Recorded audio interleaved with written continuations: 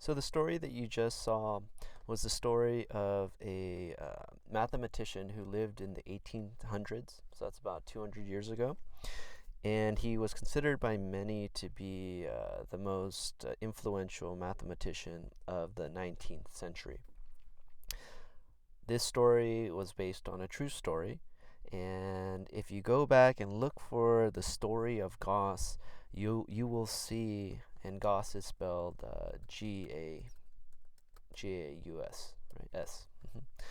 Uh, you'll find that there are different variations of the story, and one of the variations, the one that I believe to be true, is that his teacher came into the classroom one day and he was unprepared.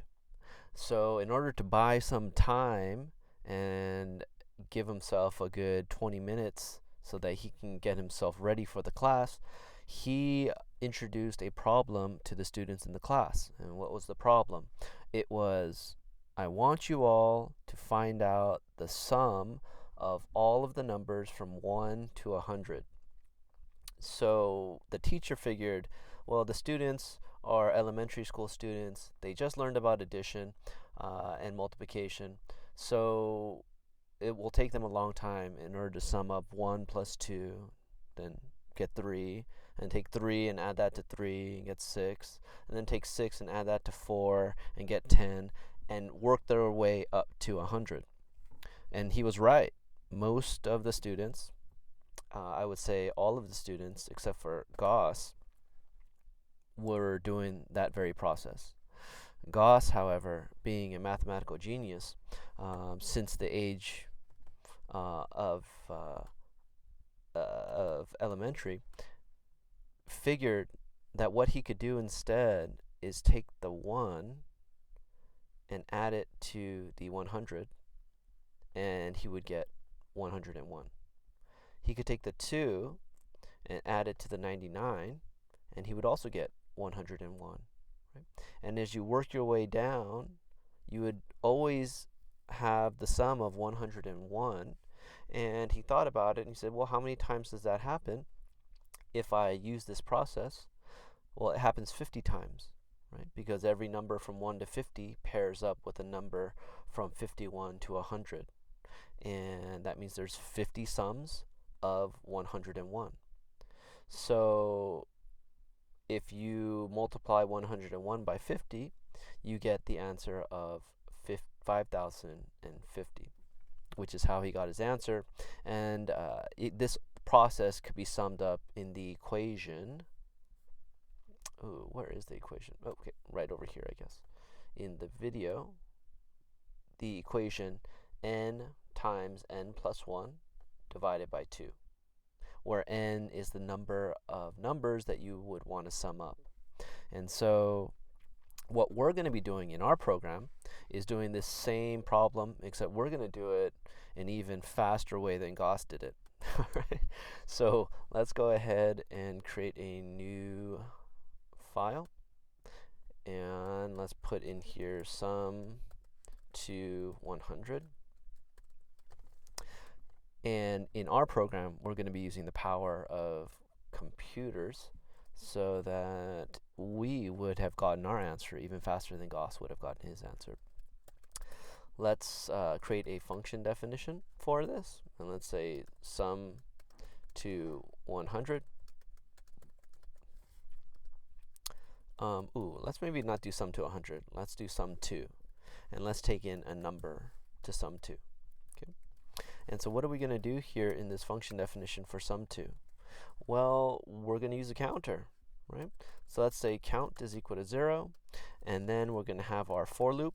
So for I in range num, I am going to count up all those numbers. So I'm going to say count is equal to count plus I.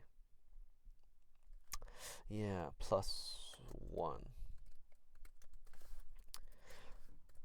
Now, I want to do count is equal to I plus 1 because if you remember, I starts out in our for loop as 0.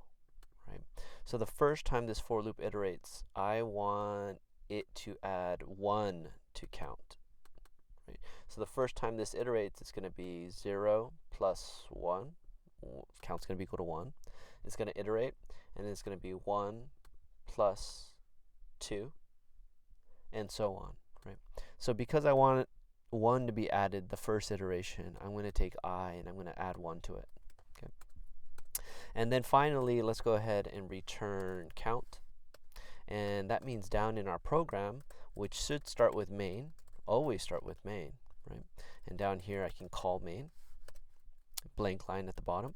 Now my definition for main, maybe I can take in the number. So let's enter, let's say number is equal to, or maybe I can say limit is equal to input.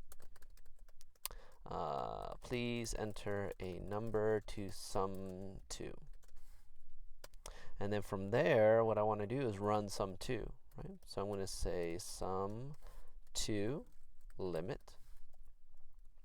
But sum 2 returns a value, right? So let's say I run the program. It's going to it's going to ignore all the function definitions, get down to line 15, run main. It's going to take in an input. I'm going to enter in 100. Then it's going to run sum 2 using 100. It's going to jump up to line 1. Num's going to be equal to 100. And then it's going to come in here, and this for loop is going to count all the numbers from 1 to 100. Right? And then finally, when we have our answer in count and this for loop stops iterating, then we're going to return the answer, which we now know from the power of Gauss is 5050. And it's going to return to where the function was called right here and return it in the place of the function call. But again, we want to do something with it, so let's print it out. And let's print it out in a pretty way. And so let's say the sum, the sum is str, and let's run this.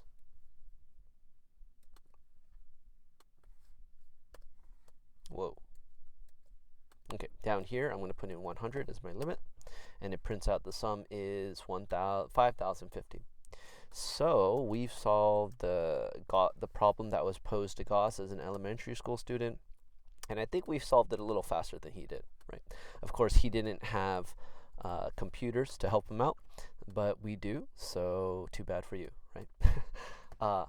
This is the program here, and one thing that I want to state before moving forward, maybe I could save it for the next video. So anyways, this is the program, and we're using a counting variable inside of our function definition to solve a problem, and then we're taking the return value and we are printing it out in our main function.